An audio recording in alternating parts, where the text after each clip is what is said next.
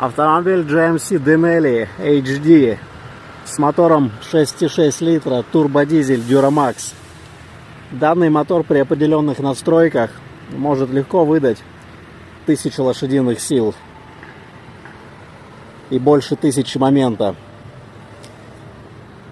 Очень мощный двигатель, очень хороший. Данные двигателя устанавливались на автомобиле компании GM. В основном это тяжелые пикапы, а также Хаммеры, H1, Альфы 2006 года. Вот, автомобиль абсолютно новый.